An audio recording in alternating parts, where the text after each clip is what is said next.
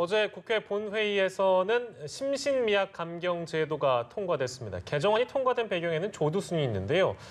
조두순은 2008년 12월에 안산에서 8살인 나영이를 납치하고 성폭행한 뒤에 심신미약을 주장해 재판부에서 감형을 받아 현재까지도 공분을 사고 있습니다. 네, 그동안 흉악범죄를 저지른 뒤 심신미약을 주장해서 감형을 받는 경우가 적지 않았는데요. 통과된 개정안에 대해서 전지현 변호사와 함께 알아보도록 하겠습니다. 어서 오십시오. 오세요. 안녕하세요. 예, 저희가 아까 화면으로 잠깐 보여드렸습니다만 감경한다가 감경할 수 있다. 이게 뭐 큰 차이가 아닌 것 같지만 굉장히 큰 차이라고 법을 이제 전공하신 분들은 그렇게 얘기를 하시더라고요. 네. 감경한다는 거는 반드시 그렇게 해야 된다는 그렇죠. 거고 감경할 수 있다는 거는 이제 재판부의 재량에 맡겼다는 얘기잖아요. 네. 형법 10조 2항에 보면은 사물을 변별하거나 의사를 결정할 능력이 미약한 상태에서 행위는 형을 감경한다 이렇게 돼 있었는데 이걸 감경할 수 있다 이렇게 고친다는 거예요. 그런데 사실 조두순 사건 이후에 이 문제에 대한 문제점은 계속 지적이 돼 왔었고 실제 재판에서도 보면은 심신미약을 주장한다고 해서 그것이 받아들여지는 예는 20% 정도밖에 안 돼요. 그리고 지금 대법원 양형 기준을 보더라도 폭력범죄에 있어서는 만취 상태 행위에 대해서는 오히려 가중인자로 보도록 그렇게 규정이 돼 있고 성폭력 범죄에 대해서는 심신미약 적용을 제외하도록 그렇게 규정이 돼 있거든요. 그렇기는 하지만 최근에 그 강서 PC방 사건 이후에 피의자 김성수가 심신미약을 주장했다는 사실이 알려지면서 심신미약 규정을 폐지하자는 여론이 들끓게 됐고 청와대 청원에 역대 최대로 119만 명이 이제 여기에 대해서 동의를 했다 그래요. 이 부분을 이제 국회도 받아들인 것으로 보는데 이것이 큰 의미가 있고 없고를 떠나서 어떤 성범죄, 폭력범죄 이렇게 구분을 한 게 아니라 일반적으로 심신미약이 설령 있다고 하더라도 감경할 수 있는지 여부를 재판부가 그 구체적인 사정에 따라서 결정할 수 있도록 했다는데 그 의의가 있는 것으로 보입니다. 네, 알겠습니다.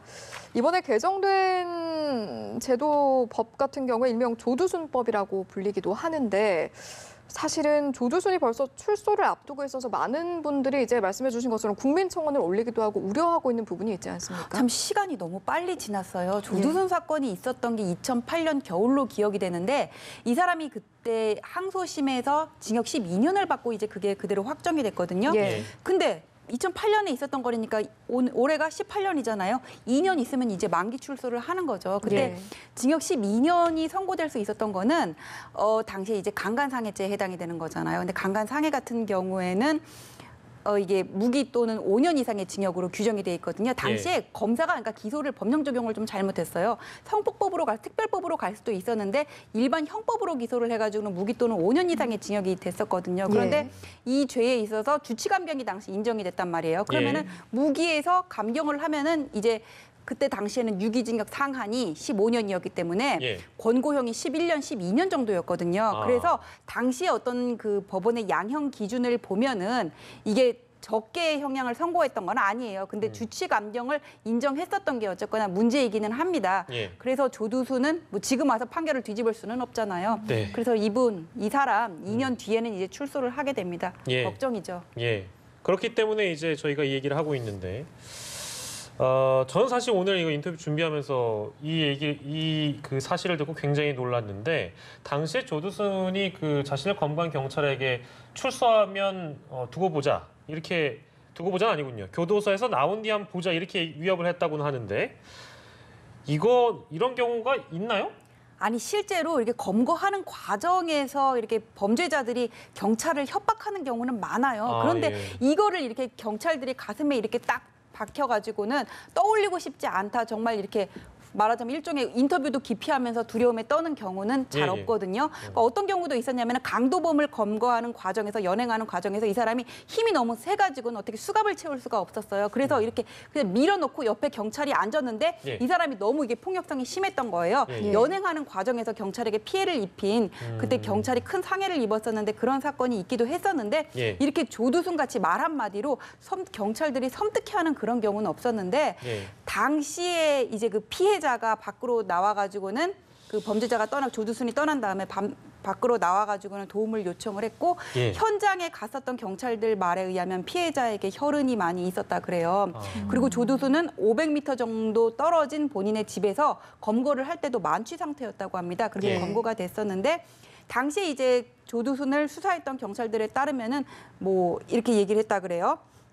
교도소에서 출소하면 두고 봅시다 강력 팀장에게 그렇게 두고 얘기를 봅시다를 했다 했군요. 그러고 그 경찰들 인터뷰를 보면은 다시는 나 그 기억을 떠올리고 싶지 않다. 어떤 범행 현장이랑 이렇게 이게 오버랩되면서 이런 얘기들이 나오는 것 같아요. 이런 거를 보면은 수사했던 경찰들까지 이렇게 얘기를 그러니까요. 하는데 당시에 피해자 이제 성인이 됐을 텐데 지금 얼마나 마음이 무겁고 두렵겠습니까? 이런 걸 보면 정말 안타깝습니다. 네. 그렇습니다. 이번에는 심신미약 건으로 돌아가서 한 가지 더 여쭤보겠습니다. 조두순 같은 경우에 심신미약이 받아들여진 근거가 옷장에서 그 나영양의 혈흔이 묻은 양말과 신발이 나오면서 그게 이제 심신미약의 근거가 됐다고 하는데 그냥 들어선 사실 이해가 잘 안 되는 게 어떻게 범행의 결정적인 증거가 심신미약의 근거가 됐는지 이 부분이 좀 궁금하거든요. 당시에 보면은 이 보호관찰소의 정신감정 그 진단서에서 조두순의 경우에 범행 당시에 정신이 없었다 이렇게 나왔대요. 예. 정신이 없었다는 거는 심신이 미약했다 이렇게 받아들일 수도 있는 거거든요.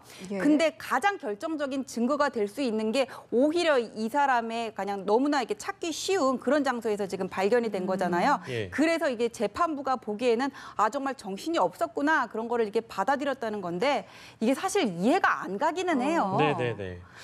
근데 이게 심신미약이라는 게 정말 어디까지 인정을 하고 안 하고 넓게 말해서 원론적으로 말해서 이걸 규범적 판단이라 그러는데 명확한 기준이 있는 거는 아니거든요. 예. 그래서 우리가 일반인의 입장에서 이걸 받아들이기가 당시에 정말 주치감경을 인정했어야 되나 이런 의문이 들기는 합니다. 네, 다시 한번 정리하자면 우리는 일사부재리의 원칙이라는 것이 있잖아요. 그렇기 때문에 개정된 형법 10조 2항에 보면 우리가 아까 얘기한 대로 감형한다 해서 감형할 수 있다로 변경됐기 때문에 재심을 할 수 있는가, 받을 수도 있는가 이 여부는 그러면 아니다 이렇게 정리가 되는 건가요? 재심은 피고인의 이익을 위해서만 할 수가 있고요. 예. 그리고 형법의 경우에는 행위시법주의이기 때문에 예. 나중에 개정된 법을 가지고는 조두순의 경우에 소급해서 적용할 수는 없어요. 그래서 예. 그럼 이 사람이 만기 출소되도록 그냥 놔둬야 되나 좀 이런 걱정이 들잖아요. 사실 예. 방법이 없는 거는 아닙니다. 형벌의 경우에는 소급효가 금지가 되지만은 예. 보안 처분이라는 게 있어요. 보안 처분이라는 처분이요? 거는 뭐냐면은 이 사람이 출소할 때 이 사람을 진단을 해가지고는 예. 뭔가 재범의 위험성이 있고 또 누군가를 해칠 위험이 있다 이렇게 인정이 된다면은 사회로부터 뭐 격리시킬 수도 있고 특별히 이 사람을 관리를 하는 거예요. 예. 그냥 이 사람 만기 출소되게 놔두면은 뭐 전자발찌하고 신상 공개한다고 하더라도 예. 전자발찌를 한 채로 또 성범죄를 저지르는 그런 경우도 우리가 많이 봤고 예. 보호 관찰을 받는다고 하더라도 전담 보호 관찰관이 24시간 모니터링하는 게 아니면은 예. 완전히 이거 100% 범죄를 예방할 수는 없거든요. 예. 그래서 저는 국회에서 보안 처분이라는 거는 소급효가 인정이 되고 이거는 형벌이 아니고 예. 장래에 있어서 발생할 어떤 위험을 방지하는 거기 때문에 예. 이중 처벌이라고 볼 수는 없거든요. 물론 반대 의견도 있지만은 예. 저는 그래서 이런 위험성이 있는 사람으로부터 무고한 피해자를 보호하기 위해서라도 보안 처분이라 그래가지고 이 사람을 격리하고 특별히 보호한다거나 전담 보호 관찰관을 설정하거나 이런 방법들을 지금 국회에서 빨리 논의를 했으면 좋겠습니다. 바로 그 부분인데요. 그러니까 만기 출소한 사람에게 인권에 대한 얘기를 꺼낸다면 이 부분이 뭐 또 이제 그 반대 여론이 분명히 있을 수도 있는데 처음으로 돌아가자면 보안 처분은 그러니까 형을 마치고 나온 사람에게 약간 위험을 인지할 만한 그런 여부들이 좀 느껴진다. 그렇다면 보안 처분을 할 수 있다는 거 아니겠어요? 그러면 네네.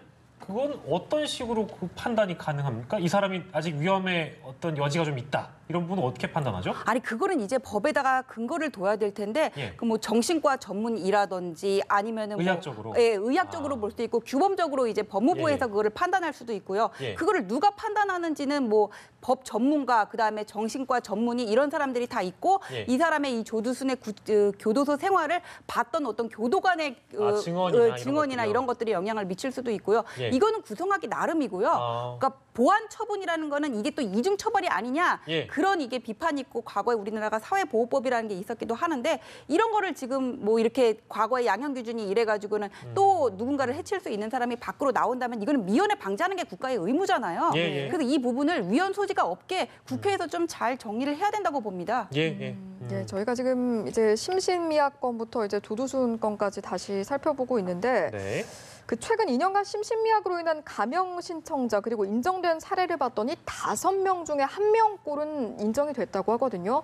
뭐 이번에 개정이 되긴 했지만 그렇다면 도대체 과거의 심신미약 감경의 기준이 정확히 어느 정도였나라는 생각도 들어요. 심신미약의 정확한 기준은 사실 잘 몰라요. 명확한 기준이 있는 건 아니거든요. 그러니까 정신과 전문의가 이 사람은 뭐 조울증이다 아니면 정신적인 문제가 있다고 판단한다고 하더라도 예. 판사가 그거를 그대로 받아들여야 될 의무가 있는 거는 아니고요. 범행 당시 피고인이 보여주었던 태도라든지 아니면 뭐 주가의 불안정성, 범행의 태양, 그다음에 피해의 정도 예. 이런 것들을 고려를 하는데 형사정책연구원에서 나온 통계를 보면은 어떤 뭐 계획 범죄인지 아니면 범행의 수법이라든지 아니면 예. 뭐 범행 은폐 시도 이런 것보다는 피고인의 어떤 주거의 불안정성이라든지 피해 정도 이런 것들을 더 많이 고려하는 것으로 나타났다고 하는데 예. 이것도 그냥 지극히 어떤 부분의 샘플을 가지고 이렇게 통계를 낸 거고 사실 그 기준이 어디까지인지 우리가 정확히 알기는 어려워요. 그래서 이게 문제가 뭐냐면은 네. 기준을 우리가 정확히 알기는 어렵기 때문에 네. 어떤 변호인의 방어 전략에 따라서 심신미약을 받아들이고 안 받아들이고가 결정될 수 있다는 게 문제거든요. 그래서 예. 예를 들어서 뭐 능력 있는 변호인을 만났어요. 이 사람이 예전에 저 재판부로부터 심신미약을 끌어낸 적이 있다. 그러면은 예. 어떤 점을 강조를 해야 될지를 알 거 아니에요. 예. 그럼 변호인의 역량에 따라서 달라질 수 있는 문제가 사실은 있습니다. 그거는 지금 법이 개정된 이후에도 계속 있을 거라고 보여져요. 예. 조두순 출소 예정권을 통해서 개정된 심신미약 감경 제도를 알아봤고요. 그렇다고 또 조두순과 관련돼서 방법이 없는 것은 아니다. 전지현 변호사께서 보안 처분과 관련돼서 목소리를 드높여 주셨습니다. 국회의 역할이 역시 중요하네요. 첫 번째 주제를 만나봤고요. 두 번째 주제 영상 만나보겠습니다.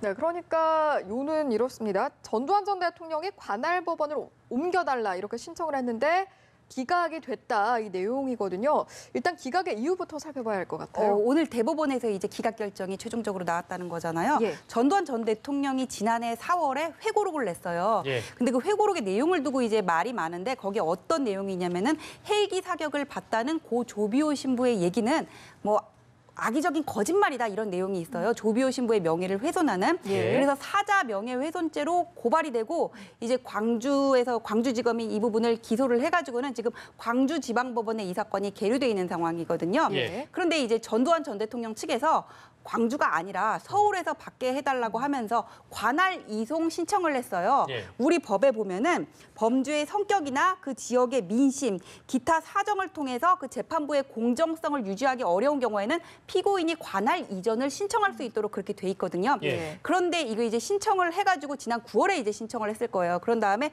이제 광주의 고등법원에서 기각하는 결정이 나왔습니다. 예. 피고인이 제출한 증거만으로 공정을 기대하기 어렵다는 것은 받아들일 수가 없다 이렇게 나왔어요. 근데 이 부분에 대해서 그럼 전두환 전 대통령 측이 대법원에 즉시항고를 냈습니다. 예. 그런데 우리 법에 보면은 뭐라고 돼 있냐면은 관할 이전에 관한 결정에 대해서는 딱 특별히 즉시항고를 규정한 외에는 불복을 하지 못하도록 그렇게 돼 있어요. 근데 여기는 규정이 없단 말이에요. 예. 그리고 어떤 법령의 그 결정 자체에 법령에 위반하는 사정도 없었다는 거예요. 대법원 오늘 그 판단의 이유에 따르면은 예. 그래서 이게 최종적으로 기각하는 결정이 나왔습니다. 즉시항고를 허용하는 규정도 없을 뿐만 아니라 예. 이 관할 이송 신청을 기각하는 결정에 있어서 헌법이나 법률에 위반하는 사항이 있기 때문에 전두환 전 대통령 측의 주장에 대해서는 받아들일 수 없다. 이게 바로 골자입니다. 예.